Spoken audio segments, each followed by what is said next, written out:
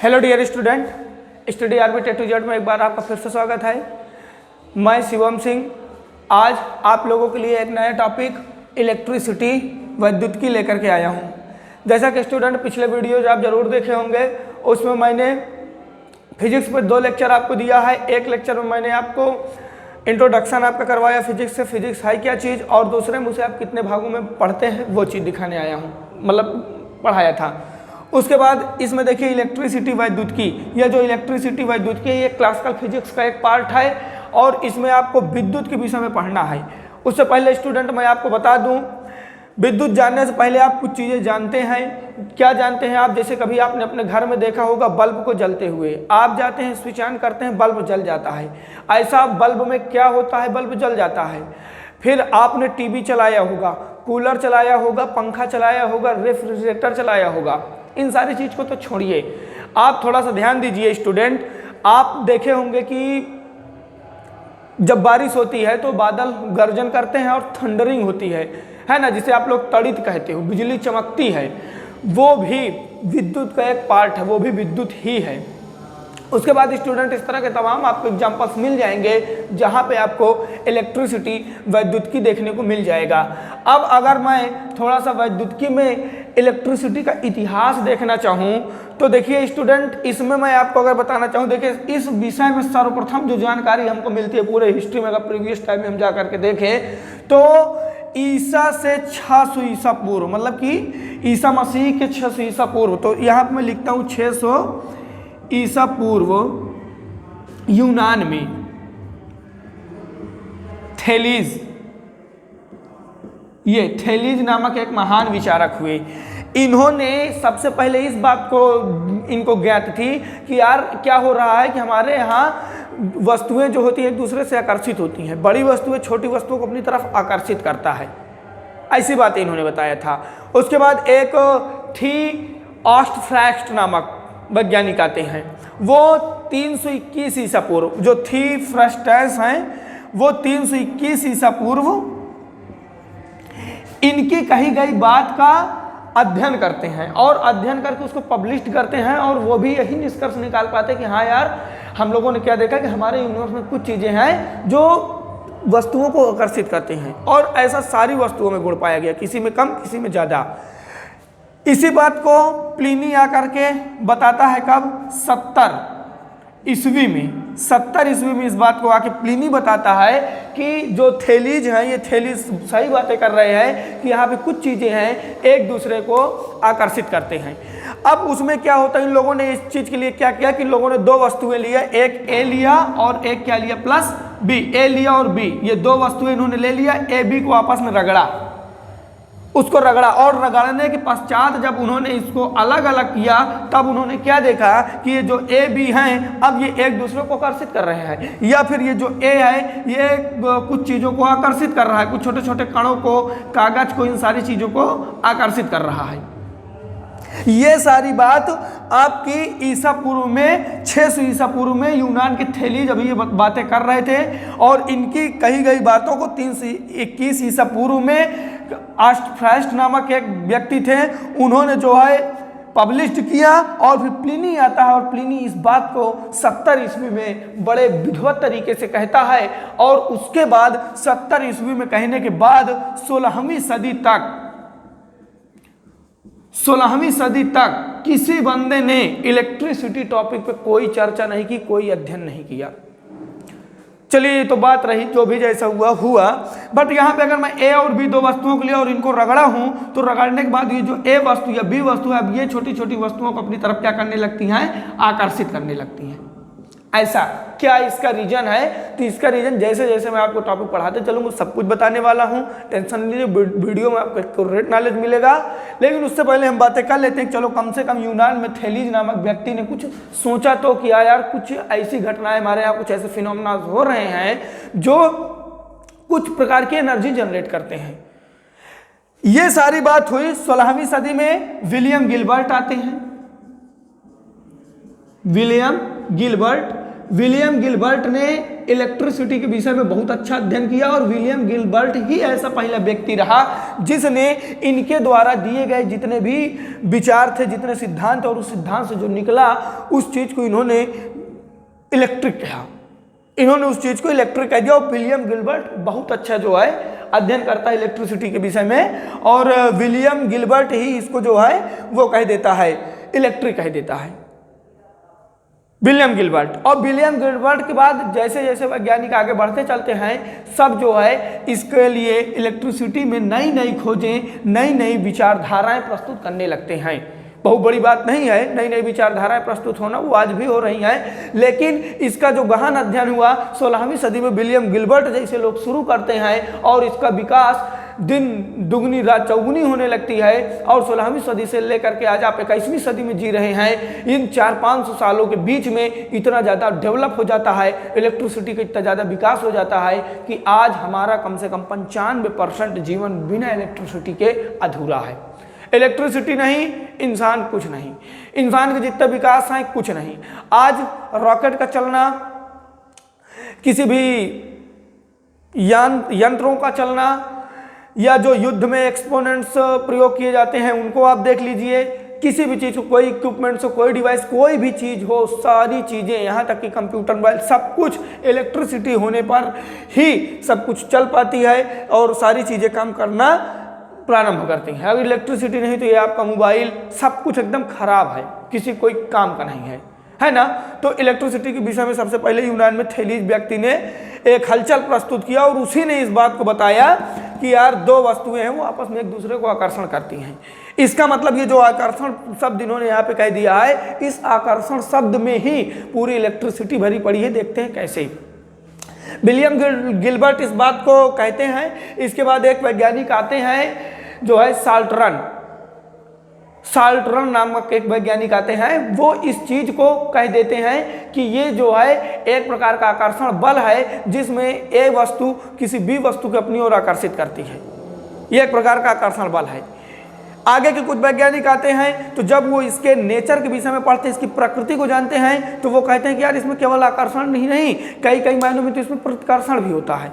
देखिए डेवलपमेंट हो रहा है, विकास हो रही है, आगे आगे थ्योरियाँ आ रही हैं। तो आगे आकर के विलियम गिलबर्ट इसका अध्ययन करते और उसके आगे चल के साल्टरन साहब जी जो हैं इन्होंने क्या कहा, तो जो साल्टरन थे इन्होंने ये कहा कि दो वस्तुएं एक दूसरे को आपस में आकर्षित करती हैं।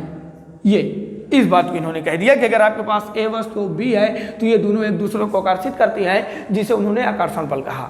आगे के वैज्ञानिक जब इसके प्रकृति के विषय में अध्ययन किया तो उन लोगों ने कहा कि इसमें केवल आकर्षण ही नहीं होता है बल्कि इसमें आपको प्रतिकर्षण भी देखने को मिल जाएगा। जैसे कि मैं आपको दिखाना चाहूँ तो आप लोगों ने चुंबक को देखा होगा, जरूर चुंबक के साथ आपने खेला होगा। चुंबक में क्या करते हैं, कई टाइम्स जब आप दो चुंबक को लाते हैं उनको पास लाते हो तो कई बार तो एक दूसरे को जोड़ लेते हैं, लेकिन कई बार ऐसा होता है कि वो एक दूसरे को बाहर धक्का देते हैं, प्रतिकर्षित करते हैं, एक दूसरे दूर भागते हैं, है ना। ऐसा उनके पोल्स की प्रकृति की वजह से है। नॉर्थ अगर मिले तो भाई रिपल्स होगा, साउथ मिले रिपल्स होगा। और अट्रैक्ट कब होता है, जब नॉर्थ साउथ से मिलता है और साउथ किससे मिलता है, नॉर्थ से मिलता है, तब वो एक दूसरे को अट्रैक्ट करने लगते हैं। वही सारी चीज़ें इसमें है। तो जब इनको आकर्षण और प्रतिकर्षण पता चल जाता है तो इन लोगों को इन जो वस्तुएं हैं आवेशित वस्तुएं, इनको बाद में इनके वैज्ञानिकों ने आवेशित वस्तुएं कह दिया और ये कह दिया कि आवेश की जो प्रकृति होती है वो दो होती है, मतलब दो प्रकार के आवेश होते हैं। आवेश की प्रकृति के विषय में बात किया, उन्होंने ये कह दिया कि आवेश दो प्रकार के होते हैं। आवेश दो प्रकार के होते हैं, एक धनात्मक आवेश और एक क्या होता है, ऋणात्मक आवेश। धनात्मक आवेश और ऋणात्मक आवेश। उन्होंने कहा कि जो आवेश होता है, जो चार्ज होता है, ये दो प्रकार के होते हैं। एक धनात्मक चार्ज और दूसरा ऋणात्मक चार्ज। धनात्मक ऋणात्मक जब भी मिलेंगे आकर्षण होगा, अगर माइनस माइनस से मिलता है तो प्रतिकर्षण होगा और प्लस प्लस से मिलता है तो भी प्रतिकर्षण होगा। क्या होगा, प्रतिकार। बट ये दोनों जब मिलेंगे तो ये दोनों एक दूसरे को आकर्षित कर लेंगे, ये दोनों एक दूसरे को आकर्षित कर लेंगे। लेकिन जब भी अगर ये समान मिल गए, सजातीय चार्ज आपस में मिलते हैं तो ये दोनों एक दूसरे को रिपल्स करते हैं। इस तरह से आप समझ सकते हैं। ये तो यहाँ की बात रही। फिर आगे कुछ वैज्ञानिक आते हैं तो वो लोग देखो क्या कहते हैं। आगे आने वाले वैज्ञानिक ये कहते हैं कि जो चार्ज है ये चार्ज माध्यम में चलता है, ये जो चार्ज है किसी भी माध्यम में चलता है। मतलब अगर आपके पास कोई एक लोहे की राड है या कुछ भी हो तो वो राड के एक सिरे से हो करके दूसरे सिरे में पहुंच जाते हैं। यहां से इस बात का ज्ञान हो जाता है कि ये जो चार्ज हैं ये गति करते हैं, ये चालन करते हैं, और जिस भी वस्तु में ये चालन करते हैं उन वस्तुओं को चालक कह दिया गया, और जिनमें चालन नहीं करते हैं उनको क्या कह दिया गया? कुचालक कह दिया गया। फिर आगे जो है बहुत वैज्ञानिकों का नाम आता है, तो इसमें जो है अगर आप इनका नाम सुने हो, फैराडे जी का नाम सुने हो तो विद्युत में बहुत फेमस नाम है। इनका नाम सुने हो, आरस्टेड जी का नाम सुने हो, बहुत फेमस नाम है विद्युत में, विद्युत का चुंबकीय प्रभाव दिया है ना। केल्विन साहब का नाम सुने हो तो केल्विन ने ऊष्मीय प्रभाव दिया विद्युत का। तो जैसे जैसे आगे समय व्यतीत होता चला जाता है, कालांतर में इलेक्ट्रिसिटी का बहुत अच्छा विकास होता चला जाता है। यहाँ से देखिए चालक और कुचालक की बात आ गई। लंदन में बैठे हुए थे ये वाटसन साहब, वाटसन लंदन में थे। वाटसन ने कह दिया कि ये जो है आपकी इलेक्ट्रिसिटी जो है इसको संचयित की जा सकती है। इलेक्ट्रिसिटी को क्या की जा सकती है? संचयित की जा सकती है। और आज आप लोग इलेक्ट्रिसिटी को बहुत अधिक मात्रा में कहीं भी संचय करके रख सकते हैं। आप लोगों ने बैटरी और सेल्स देखा होगा, ये बहुत बड़े संचायक होते हैं। ये इलेक्ट्रिसिटी को अपने अंदर एब्जॉर्ब करके रख सकते हैं, और आपको जब आवश्यकता हो तब आप इस इलेक्ट्रिसिटी का प्रयोग कर सकते हैं। मैं आपके अंदर एक कौतूहल जगाना चाहता हूं कि बिना इतिहास जाने किसी भी चीज का फिजिक्स में अगर आप अध्ययन करेंगे तो वो आपको इंटरेस्टेड थोड़ा भी नहीं लगेगा। देखिए क्या पढ़ी थी इसको, थैलीज को क्या पढ़ी थी 600 ईसा पूर्व में। इस बात को जानना, इस बात को ज्ञात करना कि यार दुनिया में चीजें हैं वो एक दूसरे को आकर्षित करती हैं, क्या पढ़ी थी इसको। या उसके बाद फिर सन 70 में आके प्लिनी उस बात के अध्ययन को आगे बढ़ाता है, लेकिन बीच का जो कालांतर समय गुजरता है उस समय में कोई वैज्ञानिक इलेक्ट्रिसिटी के विषय में कुछ नहीं बात करता है। और फिर 16वीं सदी में बेचारे विलियम गिलबर्ट साहब आते हैं, और विलियम गिलबर्ट साहब ने अपना पूरा जीवन इलेक्ट्रिसिटी के अध्ययन अध्यापन में थोप दिया, और इस तरह से इसका इलेक्ट्रिसिटी का विकास होता चला गया। तो इसका मतलब ये हुआ कि इलेक्ट्रिसिटी है वो चल सकती है, किसी माध्यम में एक सिरे से चलना प्रारंभ करेगी दूसरे सिरे तक पहुंच सकती है, ये चालन करती है। इलेक्ट्रिसिटी जो होती है इसको हम संचय कर सकते हैं। इलेक्ट्रिसिटी अब कुल मिला के ये बात कर लिया जाए कि इलेक्ट्रिसिटी का जन्म कैसे होता है, तो कुछ नहीं, जब आप कभी दो चीज़ों को आपस में रगड़ते हैं, रबिंग करते हैं, तो रबिंग करने के दौरान वो दोनों आवेश जो है आवेशित हो जाते हैं, और उनमें एक विशेष बल काम करने लगता है, आकर्षण बल, और वही आकर्षण बल आपकी इलेक्ट्रिसिटी है। बस कुछ नहीं। इलेक्ट्रिसिटी आगे चल करके आप दो प्रकार से देखोगे, एक स्थिर वैद्युत गतिकी और एक गतिज वैद्युत गतिकी। तो जो आपका इलेक्ट्रिक करंट बनेगा, इलेक्ट्रिक करंट कब बनता है? जैसे मान लीजिए इस मार्कर को है, मैंने अपने बाल से रगड़ूंगा, ऐसे ऐसे ऐसे ऐसे ऐसे रगड़ूंगा, है ना। रगड़ने के बाद अगर मैं इसको कागज के पास ले जाऊं, कागज के छोटे छोटे टुकड़ों को अपनी तरफ ही आकर्षित करने लगेगा। तो अगर मैं इसको यहां पर रखा हूं अभी ये, तो इस पे चार्ज है, धन चार्ज प्लस माइनस चार्ज, कुछ भी हो सकता है, प्लस माइनस, इसमें चार्ज। और अगर ये स्थिर है तो ये स्थिर वैद्युत की है। और अगर भी ये गति करने लगे, तो चूंकि आवेश गति करने लगा तो ये गतिज विद्युत की हो जाएगी। और कई चार्ज अगर आपस में मिल करके गति करने लगते हैं तो उनकी जो प्रवाह है उस प्रवाह को आप वैद्युत धारा कहने लगते हैं। तो इस तरह से जो है आगे इसी में आपको अध्ययन मिलेगा। लेक्चर 2, लेक्चर 3, लेक्चर 4 देंगे, उसमें सारी चीजें हम आपको बताएंगे। और थोड़ा सा करके आप लोग देख लीजिए यहाँ पे, तो ये आपको चालक कुचालक का भी यही नॉलेज हो गया। एक आपके बहुत महान वैज्ञानिक थे, उन्होंने देखो क्या बताया, उन्होंने ये बताया कि ये जो विद्युत ऊर्जा है, जो विद्युत ऊर्जा है ये शून्य में भी कार्य करती है, शून्य में भी कार्य करती है।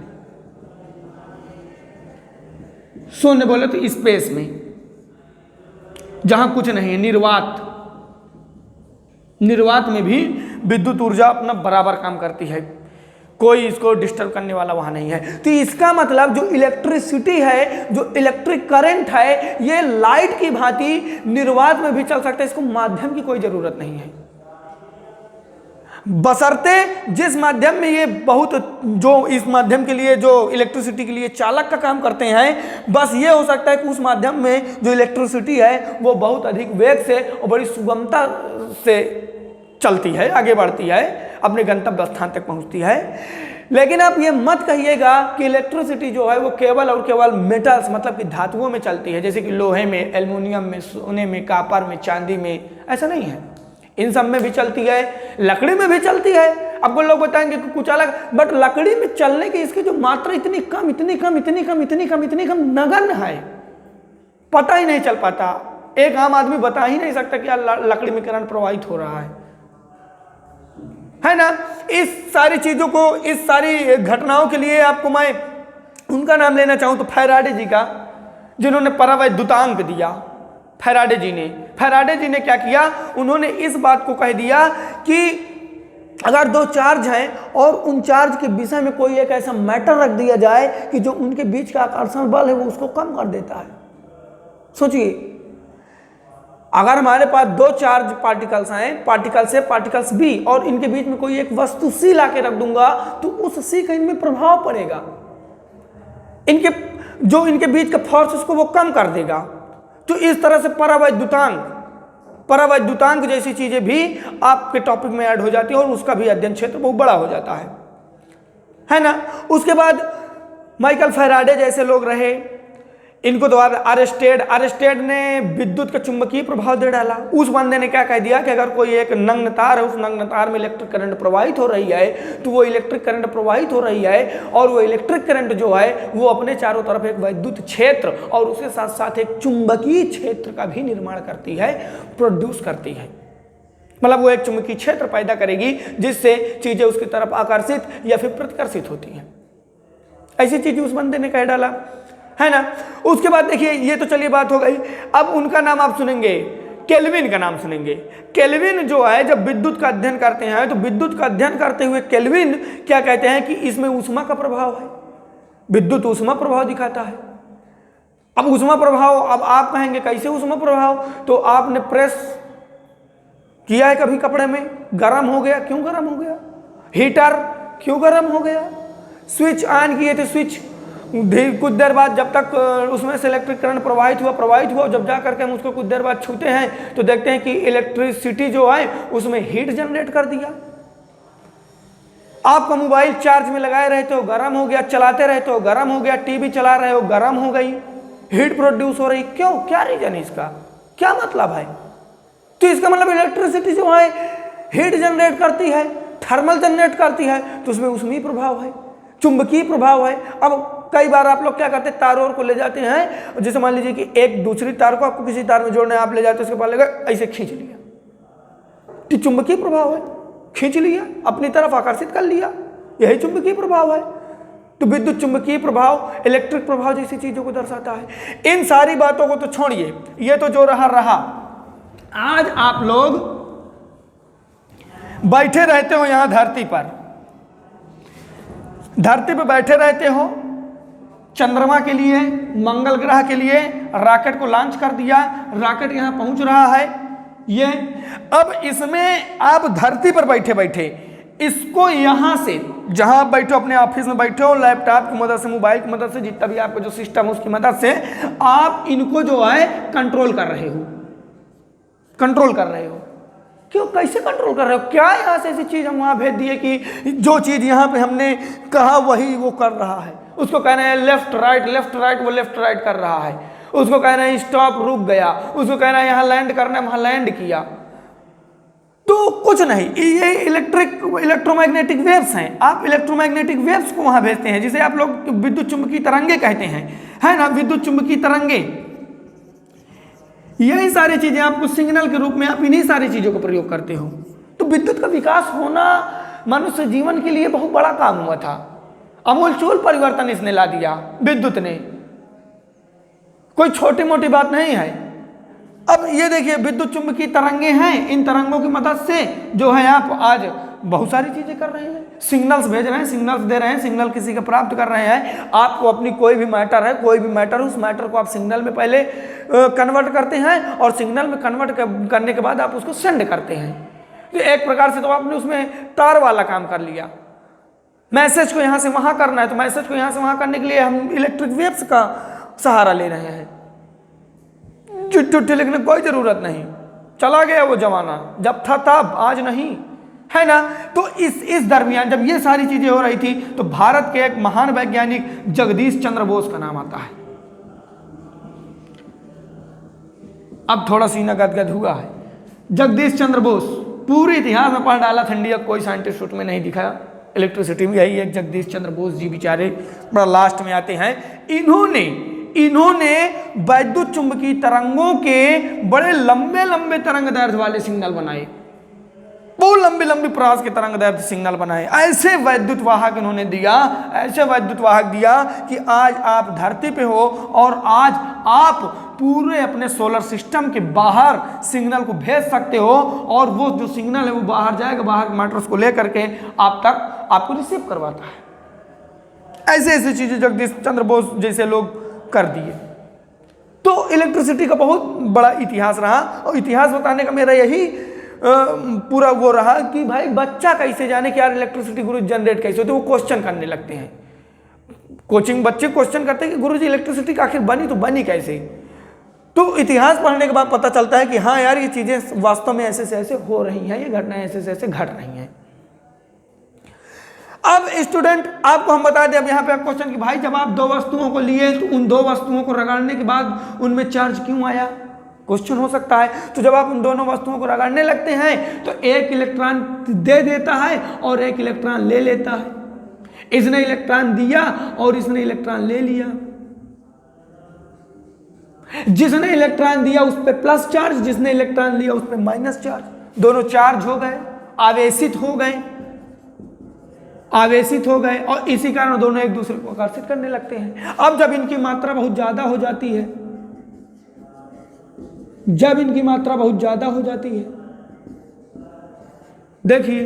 देखिए ये इनकी मात्रा बहुत ज्यादा हो जाती तो एक दूसरे पर, अब देखो एक जब था तो मान लो उसने बल कितना लगाया, मान लो उसने लगाया बल A, अब 2 ठो आ जाएंगे तो कितना बल लगाएगा 2A, 3 ठो आ गए 3A, 4 ठो आ गए 4A, बहुत लंबे लंबे वोल्टेज के बल वो दोनों देने लगते हैं। और इस तरह से जब बहुत सारी मात्रा में चार्ज इकट्ठे हो जाते हैं तो उनके द्वारा एक प्रबल वैद्युत बल प्रोड्यूस होता है। और जो प्रबल वैद्युत बल प्रोड्यूस होता है तो वो आप लोगों को हानि भी पहुंचाता है, इंसानों को हानि भी पहुंचाता है। इंसान भी बहुत अच्छा कंडक्टर है वैद्युत का, क्या समझते हैं आप, बहुत अच्छा कंडक्टर है। तो जब वो बहुत सारी मात्रा में हो जाते हैं और मात्रा में होने के बाद गति करने लगे, मोशन करने लगे, इलेक्ट्रॉन मोशन करने लगते हैं तो इलेक्ट्रॉन जो है ऋण आवेश से इनका प्रवाह होने लगा तो विद्युत धारा जनरेट होने लगी। विद्युत धारा जनरेट होने लगी तो जब वो विद्युत सर्किट में जाती और किसी डिवाइस से होकर के गुजरती है तो उस डिवाइस में प्रकाश ऊर्जा, ध्वनि ऊर्जा, ऊष्मा ऊर्जा जैसी चीज़ों को प्रोड्यूस करने लगती है। मतलब इलेक्ट्रिसिटी ही तो कन्वर्ट हुई ना वहाँ पे इस तरह। तो इस तरह से जो है आपका इलेक्ट्रिसिटी की ये इतिहास है और इस तरह इलेक्ट्रिसिटी काम करती है। अब बस आज का वीडियो इतना ही, इतने में आपका इतिहास जो है हो गया, इतना जानना आपको जरूरी था। इसमें कुछ नाम है आप लोग ध्यान दे लीजिएगा, जैसे माइकल फैराडे हैं, मैक्सवेल का नाम लीजिएगा जरूर। मैक्सवेल ने 4 समीकरण दिए हैं, पूरे इलेक्ट्रिसिटी आप पढ़ेंगे, बहुत रोमांचक है उनका जो वो है। और उसके बाद आप अरस्टेड, ये इनका नाम सुनेंगे, इन्होंने चुंबकीय प्रभाव दिया, वैद्युत का कौन सा प्रभाव दिया, चुंबकीय प्रभाव दिया। केल्विन का नाम सुनोगे, केल्विन ने इसका ऊष्मीय प्रभाव दिया। तो इन सब लोगों का आप लोग नाम याद रखिए, बात पूछा करिए, अरस्टेड कौन है, केल्विन कौन है, तभी आपका इंटरेस्ट बढ़ेगा, नहीं इंटरेस्ट फिजिक्स में बढ़ने वाला नहीं है। बस आज का वीडियो में इतना ही, हिस्ट्री हो गई है। अब अगले वीडियो में देखिए मैं आप लोगों को क्या देने वाला हूं। तो अगले वीडियो में मैं आपको वैद्युत धारा, इलेक्ट्रिक करंट क्या है, इसके विषय में मैं आपको बताऊंगा, प्रयास करूंगा आपको अच्छा समझा पाऊं। वैद्युत धारा है, उसके बाद वैद्युत सर्किट, ये जो आपने सर्किट परिपथ है ना, देखे होंगे आप लोग परिपथ, इस तरह कुछ बना होता है, ये एक तो यहाँ पे स्विच लगा दे, ये आपको विद्युत परिपथ है, एक कोई प्रतिरोध लगा देता हूँ, नहीं बल्ब फलब कहीं बोल जाए तो हो गया फिर, है ना। ये आपका विद्युत सर्किट। तो इस दोनों चीज़ के विषय में मैं आपको अध्ययन कराऊंगा, प्रयास करूंगा कि उसी वीडियो में आपको विद्युत विभव के विषय में बता दूं, विद्युत विभव ये इसके विषय में आपको बता दूं। तो बस आज का वीडियो इतना ही, मिलते हैं अगले वीडियो में। स्टूडेंट, वीडियो देखने के लिए बहुत बहुत धन्यवाद। वीडियो को लाइक करिए, कमेंट करिए, शेयर करिए स्टूडेंट, इससे हमको बहुत मोटिवेशन मिलता है। और पिछले वीडियो में आपको बहुत हमको प्यार मिला है, और पिछले वीडियो आप लोगों ने बहुत अच्छे से देखा है, शेयर भी, कमेंट्स भी किए हैं, बहुत अच्छे अच्छे कमेंट्स आए हैं। तो बस इसी तरह आप हमको मोटिवेटेड करते रहिए और हम आपको वीडियो देते रहेंगे। जय हिंद स्टूडेंट।